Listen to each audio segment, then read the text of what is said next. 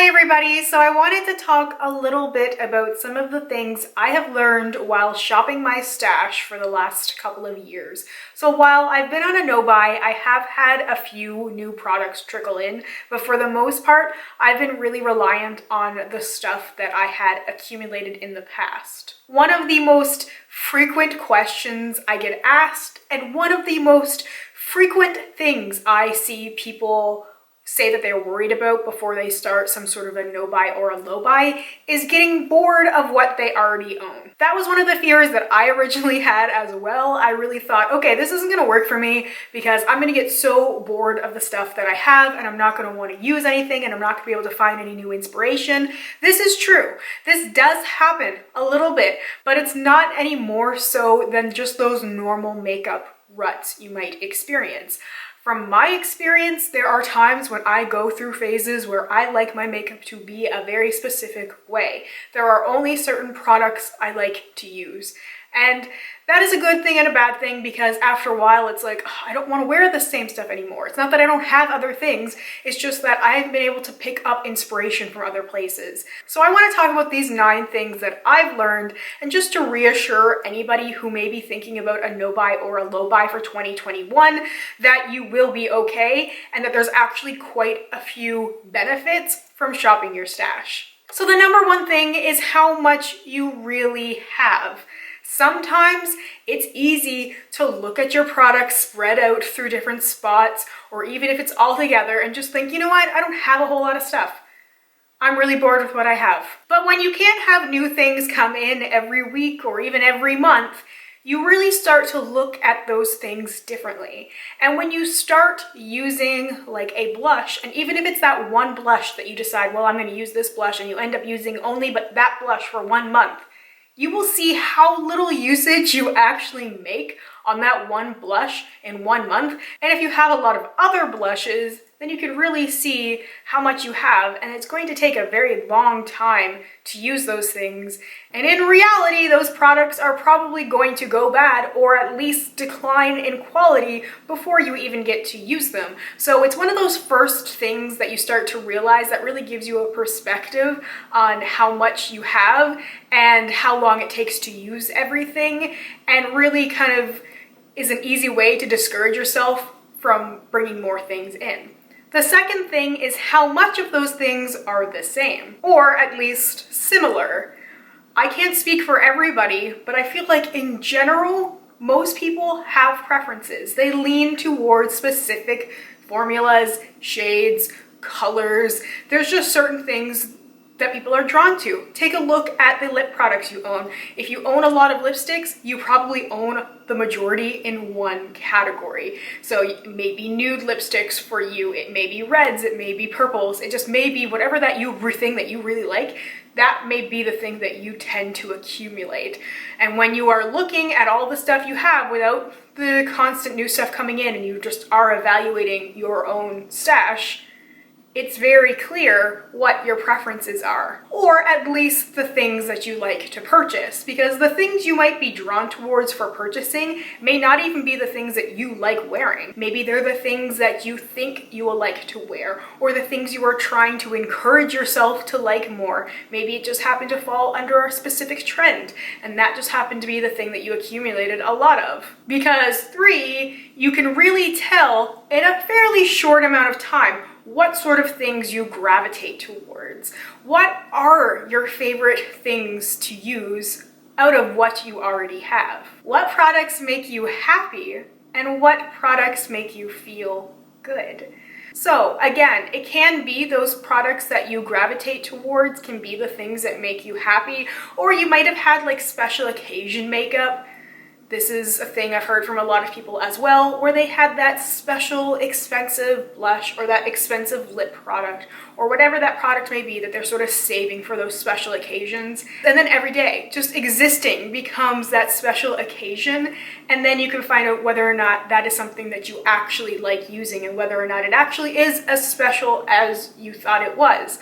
There are definitely products that I've kept for those sort of special occasion rainy day things, and when I started using them more, I didn't like them. Or they were good, but just not as special, not as life-changing as I had sort of built them up to be, because it can be really easy to sort of like mythologize this makeup if it's something that you have those associations with, whether or not it's associations of your own, like maybe you wore it to a wedding or a party, or when you met your partner for the first time, or just some sort of associations with that product, and maybe it's just not as good as a product, it's just good for the memory. But you can discover all of those things, like the next thing, number 5, the things you don't like. These can be those same kind of products. They can be the things that you've gravitated towards, the things that you've purchased over and over, but then when you actually go to use them consistently, you don't like them. You can really discover and uncover those possible regrets, whether you bought too many backups of a product you no longer like, whether it's just wanting a change, whether it's just a product that just doesn't go well with you anymore for whatever your style has developed and grown into, or if you've experienced skin changes, any of those sort of situations, you can really start to discover those things. And that's all helpful because that will help guide you going forward and will help prevent you from hopefully making those same mistakes, like buying the things that don't really appeal to you or that you wouldn't actually use or that don't fit your lifestyle, because you know that now, because you have that increased familiarity with what you already own. With the 6th thing being finding alternative ways to use product. This is probably one of my favorite things that really helped me a lot when I was project panning, but also when I really had no new makeup coming in. It's really gone back and forth for me, like I've said. I've received occasional gifts, but then there have been months and months at a time where I have 0 new product coming in and I really want to try something new. And I see a new technique and I see a new makeup application and I'm like, I want to do that. And finding ways to use what I already have in different ways is so helpful for that. It isn't so much about replicating exactly what somebody is doing step by step. I know not many people do tutorials anymore, but just in that example, it's not replicating step-by-step product for product, but figuring out what I have that I can use in that way.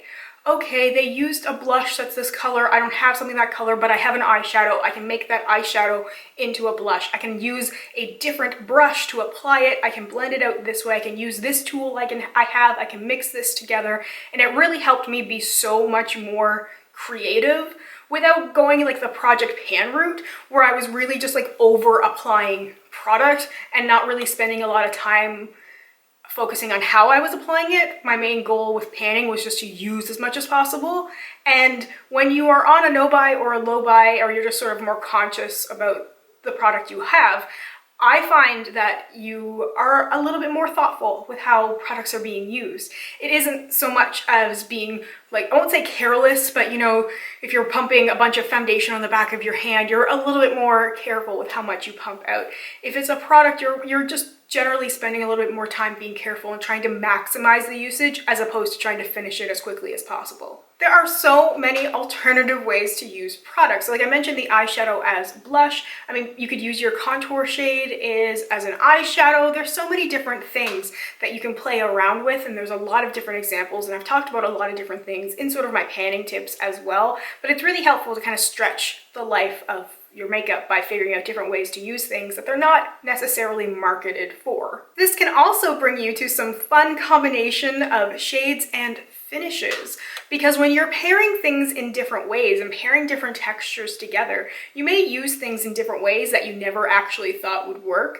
So one thing I hear from people is just reversing the order of putting makeup on, or doing things that they were commonly told not to do, like putting a face oil on top of a powder, or putting a cream blush on top of a powder blush. You know, once you've already maybe powdered your face, putting a cream or liquid highlighter on top. People are like, what? But that breaks all the makeup rules. But that's sort of the fun of playing around with things. And a lot of the times what makes like makeup artists so successful is because they bend and break the rules a little bit.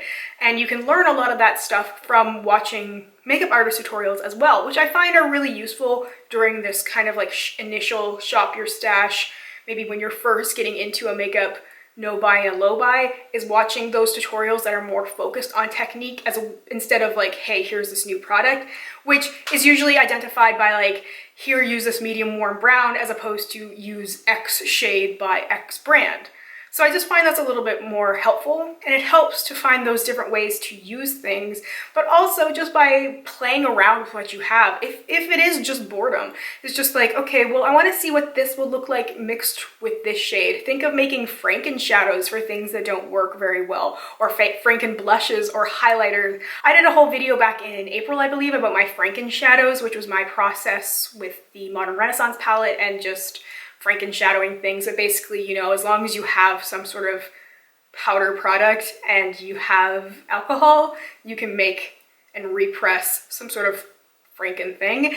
And it works a lot for people to combine those different textures. Maybe you have a matte eyeshadow that just sucks, but if you mix it with a little bit of a satin shadow or even some sort of a shimmer, you can create something that's absolutely one of a kind and gorgeous. Con, it may not be able to be reproduced, but pro, you are using something you really like and something that you didn't actually have to spend any money for because you were just mixing things together that you already had. It's also really fun to just play with stuff that you have and not worry too much about conventional rules or conventional pairings. If you want to wear a blue-green lipstick, make it happen. Combine things together, see what it looks like. If you are curious about new shades that have been coming out on the market and you're like, this might look good on me, I don't know if I want to commit to this price tag or what this product is, try mixing things together with what you already have to come up with something at least that's close, to see if it's something that would work for you and that would make sense for you to actually commit to. I would also say that duping the vibes would go along with this, finding fun combinations of things. Maybe you look at an eyeshadow palette that looks so appealing, there's no way you could live without this. Well, maybe first try duping the vibes of what you already have. You'd be surprised when you actually look at your eyeshadow palettes and singles, assuming you have a large collection, and I'm just speaking in general because in general, the people I've spoken to who are participating in these sort of things like no buys and low buys are starting with a pretty large collection, which is why they're doing it in the first place. So I know it's not going to be everybody, but just in general, you'd be surprised when you actually sit down with all your stuff and even look at palettes, combine things together. I'm not saying you have to depot everything, because I know for me that didn't work very well. I went through a phase where I thought, well, if I depotted everything, I'd use things more. And the truth was I used the things I depotted less. But you can look at the palettes you have and look at the shadows that you're into, and you might already have all of the shades. There's a good chance if you have more than a handful of single shadows and or eyeshadow palettes, you at least have some of those shades from whatever you're drawn to. So you can kind of swatch them, put them all together, even put together a little fake palette on your computer by pulling those shades. I know it sounds like a lot of work, but hey, it's a lot better than spending $60 on an eyeshadow palette that you'll turn around and not like. So you can just kind of track things however makes sense for you. Honestly, the easiest thing is probably just swatching all of them on the back of your hand or the back of your arm, taking a photo and comparing it to the swatches that are out there for whatever you're drawn to, and then just see if you actually use it. I did this with a Melt palette. I duped the vibes and it was fairly close, and I used it once and then realized, you know what, I don't actually like this as a set of eyeshadow colors for me. Like, I'm not actually going to use all these shades together. It's pretty to look at, but it's not a color combination I'm going to use on my eyes very often, and it saved me from that FOMO. The eighth thing is finding those brands that you enjoy purchasing from, finding those sort of products you like. When you've been using the same thing for a while, it's very easy to just discover what works well for you. Again, going back to what makes you happy, what you enjoy using, what you gravitate towards, and that all helps your purchases going forward. It'll help you just in hypothetical situations. If somebody asks, like, what's your favorite blush brand? What is your favorite highlighters? You'll have a good reference point because you'll have used what you already have and used it more than once or twice, so that you are really comfortable with what works well for you and why you like it. So that's really helpful when you go and look at what that particular brand is coming out with, because if it's a brand that you really love and you have a really good experience and really good history with that brand, it's going to be a lot easier for you to commit to those new purchases and then not have to deal with any of that regret later because you purchased something that you don't actually like very much. And number 9, the final thing, is figuring out your everyday makeup style. So I have the little bit of a luxury of playing around with styles I wouldn't normally use in everyday life because I like to play for the camera. So I have that advantage, but shopping my stash while not purchasing new products really helped me hone in on how I like to do my makeup on a daily basis. So I was able to really streamline it. So I can do my daily face in 20 minutes or less. I really figured out this is the eyeshadow shape that I like. These are the general colors I like to use. These are the pairings I like. This is how I like to do my makeup. This is the order I like to do my makeup. This is what works the best for me.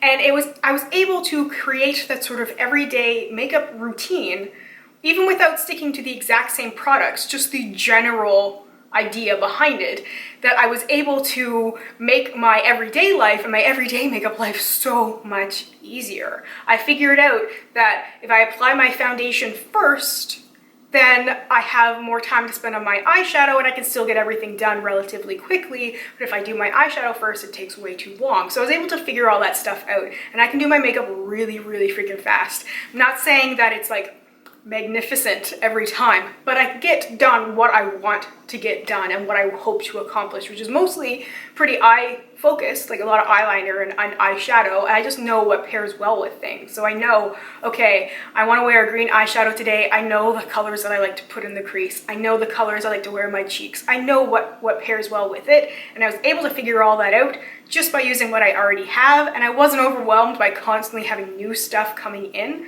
so that I was constantly playing with new things and I wasn't able to actually focus on like, this is what I like and this is what works for me. So that was an absolute lifesaver. Definitely the number one thing. I know it's like the 9th thing on the list, but probably the number one overall, just because it has really saved me so much time getting ready in the morning. Anyway, those are my top 9 things that I've learned while shopping my stash while being on a no-buy. I hope this was interesting, or at least, like I said, somewhat reassuring for those people who are about to embark on their own no-buy or low-buy journey. You got this. It's honestly such a rewarding experience, and you will learn so much along the way. If you have any shop your stash tips that you would like to share with me, if you've experienced anything different than the things that I've talked about, I would love to hear from you. Thank you so much for watching. I hope you have a wonderful day or night wherever you are, and I hope we get a chance to chat soon. Bye for now.